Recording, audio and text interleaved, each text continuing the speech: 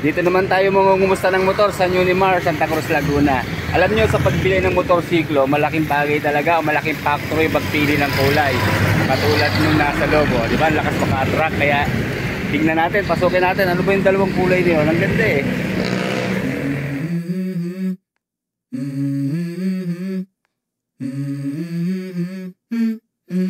Let's go. I wake up to a little bit of drool on my pillow, feel like it's gonna be a bad day. Yeah, I'm tired and the coffee ain't hit yet, damn, ain't that great. I don't wanna go to work cause my boss is a jerk and I'm not even that paid. I need a change in my life cause I don't feel alive and there's nothing that makes me happy. Hold my beer for a minute, I'm about to quit my job, cash in for a ticket. I'm going on a trip and I don't plan to visit. I'm gonna stay there till I feel like I'm winning, and this is just the beginning. I need a big change, help me feel like living. I need a big swing, home runs I'm hitting, and I'll never look back, moving on till I get it all. And we all got dreams, we all want things, but what you gonna do for it? How you gonna move for it? What you gonna be? And do you believe you can do anything? But what you gonna do for it? How you gonna move for it? What you gonna be?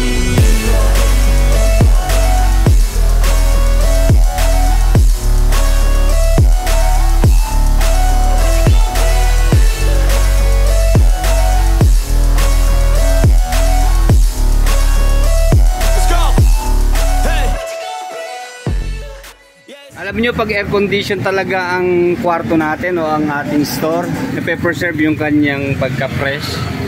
Nakita nyo, lagi siyang malinis, so hindi siya natatalsikan ng alikabok o nababasa ng ulan, nabibilad sa araw. Kaya parang sa tao, di ba, pag nakababad tayo sa aircon, ang ganda ng ating kutis. Kaya lang tayo, hindi, maitim tayo. Okay, sige, pasok na tayo sa loob, ha.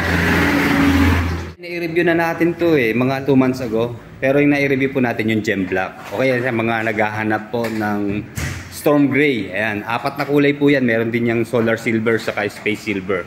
So, dito naman sa Storm Gray, maangas din naman ang kanyang kulay. Clarify ko lang mga riders, hindi po comparison ang gagawin natin. Pagsasabayin lang po natin yung review, pati dito sa brush key ng Kawasaki. Para naman sulit po ang inyong oras sa panonood. Ayan. Kasi yung huli po nating na-review dito, kulay red. 3 kulay lang po ang available sa kanya. Meron po siyang red, blue, saka itong kulay gold. Kaya yan, sa mga kukuha ng motorsiklo, karagdagan na naman po sa inyong pagpipilian ngayong magsa-summer. Ayan, pasyal lang po dito sa Unimar, Santa Cruz, Laguna. Sir Ronald, maraming salamat ulit. Anytime. Okay, yan ang gusto ko dito po sa Unimar. Welcome na welcome tayo kahit siguro isa-isahin natin. Salamat ha. Good morning, good morning. Ulitin ko lang mga ka-riders, hindi ho natin sila paglalabanin. Bali, magkaiba po kasi ito ng kategory, isang scooter sa isang maxi scoot. At syempre malayo po talaga ang kanilang mga specifications. So i-update ko po kayo sa kanilang mga presyo para may idea po kayo ngayong March 21, 2025 kung magkano na nga ba ang CF Moto 150SC at saka ang brush key ng Kawasaki 125cc. Sige mga ka-riders, habang iniintay po natin yung presyo kay ma'am, ay tuloy na tayo. Unang-una talaga sa pagpili ng motorsiklo, di ba? Yung kulay niya, ang lakas talaga ng dating ng kulay. So dito nga po, para siyang kulay na ng kotse, di ba? Kulay gold, naka-matte gold ng kulay niya, naka-combine sa decals na orange at saka black. Para sa akin, kahit wala na sigurong gantong malaking decals, kapiraso lang o yung specs niya ang nilagay, di ba? Mas premium ang datingan. Dito sa side profile ay meron din naman siyang displacement na 125 and then syempre pure injection na po yan, pero air-cooled pa rin po ito mga ka-riders ha. So ayan po ang kulay na ginamit sa kanya, yung main color na gold, orange at saka white. Hanggang dito sa side profile, ayan, wala nang ibang kulay, buti ganun pa rin. Papangit na kasi kapag iba-ibang kulay, parang Christmas tree na ang dating, diba? And then dito naman sa kulay po ng CF Moto, panalo na tayo sa kanyang paint job, diba? Ang kinis niya, ang ganda talaga ng Storm Gray.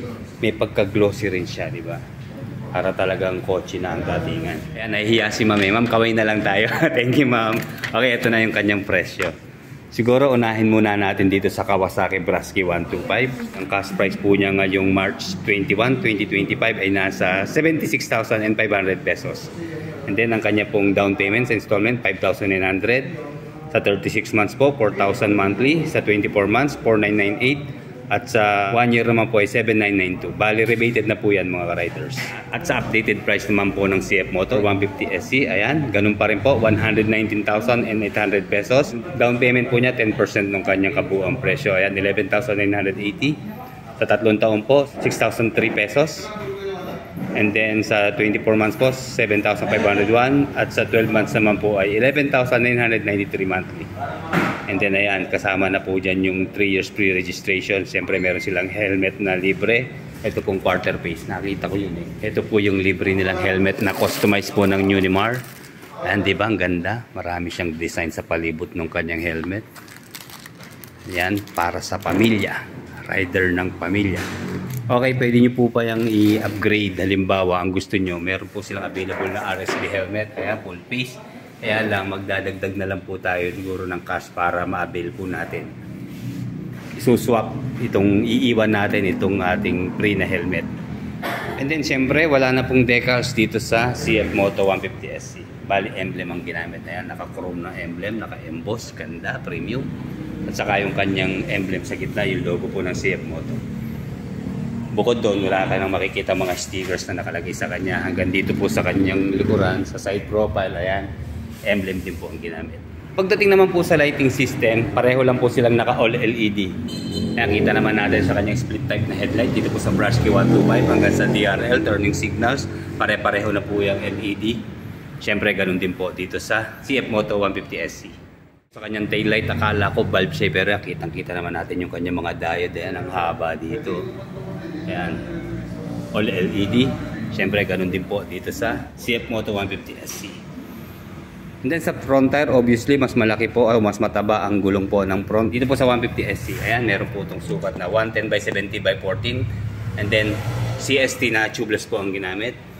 At dito naman po sa Kawasaki Brusky 125, 80/90/14 po, na naka Maxxis tubeless naman po ang ginamit.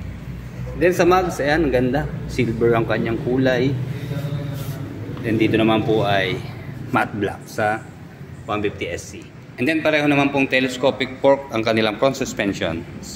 And then sa kanila naman pong braking system, dito po sa Brusky 125 naka single disc at dual piston caliper dito po sa front brake.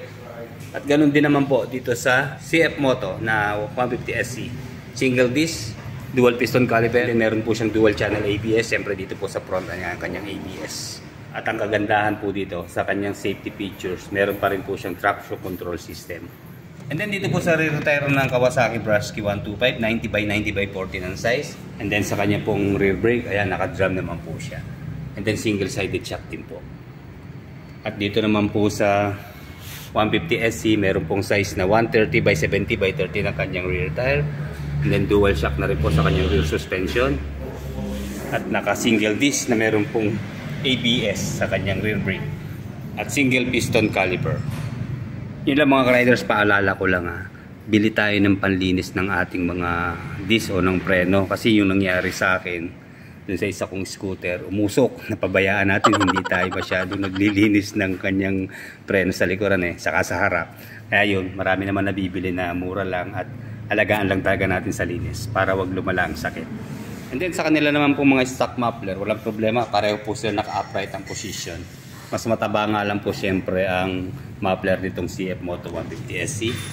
Complete with plastic heat guard. Hanggang dito po sa tip.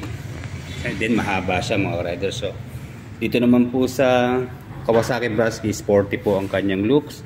And then maganda yung kanyang heat guard dito sa tip. At may pagka-metal siya na naka-allen bolt. Yan, stainless. So, maganda yung shape niya saka yung kulay, diba? Gray. Then plastic din po yung kanyang heat guard. Then dito po sa kanyang elbow, itong hinahanap ko dapat ganyan, may protection. At ito metal po yung ginamit na protection kasi sa totoo lang, malakas manginit to, pwede matunaw yung ating plastic na heat guard kapag yun po ang ginamit. Sa dapat talaga ay metal. Dito po sa 150SC, meron po siyang 1.4 liters na engine oil capacity. At dito naman po sa Brusky 125, 800 ml lang po. And then sa kanya pong gear oil capacity sa Brusky ay nasa 110 ml at 120 ml naman po dito sa 150SC. Sa engine specs, 4-stroke, single cylinder, 2 valve pa rin po ang 150 SC, pero naka-liquid cooled na po sa kanyang cooling system. Siyempre, fuel injected sa fuel supply system. And then 150cc displacement. At dito naman po sa Brasky 125, ganun din po, 4-stroke, single cylinder, 2 valve, single overhead cam. Air-cooled po sa kanyang cooling system, pero fuel injected na po sa kanyang fuel supply system. 125cc displacement, and then Euro 4 compliant naman po sa kanyang emission control. Punta na po tayo sa kanyang starting system. Dito po sa 150SC, isa lang po ang kanyang option sa pag-start. Wala na po siyang kickstart mga riders. Bali, electric starter naman po siya. Okay, naka smart keyless system na po ang ginagamit sa kanyang ignition. Okay, ayan po yung kanyang knob. And then, syempre, nakabukod po yung button ng kanyang seat at fuel sa pag-open. At dito naman po sa Brasky 125, ayan, meron siyang kickstart mga riders. So, dalawa ang ating pagpipilian pag tayo po ay mag-start. At sa kanya naman pong electric starter, ayan, ito po yung kanyang ignition. Bali, manual key ang ginagamit. Okay, meron po rin siyang shutter key lock. And then, ito po yung kanyang seat opener. And then, meron po siyang pocket magkabila. Kagaya sa click, syempre, mababaw lang po dito sa right. At malalim naman po dito sa left. And then, ito po yung kanyang USB ready na charging port. Okay, sa kanya naman pong upuan, ayan, makikita niyo naman medyo malapad siya, di ba? And then magaspang po yung kanyang seat cover, malambot na po. Medyo mababaw lang po yung tabas ng kanyang upuan. Halos pumapantay po dito sa back rider seat natin. At dito naman po sa 150SC, ayan, premium po yung kanyang seat cover. Meron siyang double stitch dito sa gitna. Then siyempre yung kanyang brand nakatatak na dito sa seat cover. Then malalim po yung kanyang shape. Mas malambot po ang upuan ng Brasky 125. Dito malambot din naman pero mas soft lang talaga dito. Okay, check na natin yung kanilang mga U-box. Obviously, syempre, ito naman ay Maxi Scoot kaya mas malaki po talaga to. Meron po itong 30 liters na underseat storage capacity. And then 14 liters lang naman po ang underseat storage dito sa Brasky 125. So, kasya naman po dito ang half face helmet. At dito po sa CF Moto na 150SC, full face kasya rin po dito. And then nasa 8.5 liters po ang fuel tank capacity ng 150SC. Meron po siyang fuel consumption na 40 kilometers per 1 liter at 110 kilometers per hour na top speed. And then dito naman po sa Brasky 125, nasa 5.1 liters po ang kanyang fuel tank capacity. Yun nga lang po, nasa underseat yung kanyang tangke. And then meron po siyang fuel consumption na around 45 to 50 kilometers per 1 liter. And then sa top speed naman po, 104 kilometers per hour. And then isa sa gustuhan ko po sa Brasky 125, magaan lang po siya. Tumitimbang po siya ng 108 kilos sa kanyang wet weight. So kahit nakapultang siya, yung po ang timbang niya. And then meron po siyang ground clearance na 120 mm, kaya medyo mababa po ito. At nasa 760 mm naman po ang kanyang seat height. And then 135 kilos naman po sa wet weight, itong si 150SC. Meron po siyang ground clearance na 135 mm. At seat height po na 765 mm. And then nandito po sa left side yung front pocket ng 150SC. Okay, kasama na po dito ang USB ready na charging port. Ayan, malalim po siya mga ka-riders. So kasyang-kasya po ang ating cellphone. And then naka-TFT digital display na po ang kanyang instrument panel. At dito naman po sa Kawasaki Brasky, combined po siya ng analog at digital. Ang naka-digital po syempre yung kanyang fuel indicator. And then isa po sa special features nitong si Brasky 125, meron na po siyang hazard lamp. Ito, meron po siyang switch off, and then hazard lamp, electric starter, push button, and then high beam low beam sign. Wala po siyang passing light, horn, and turning signals.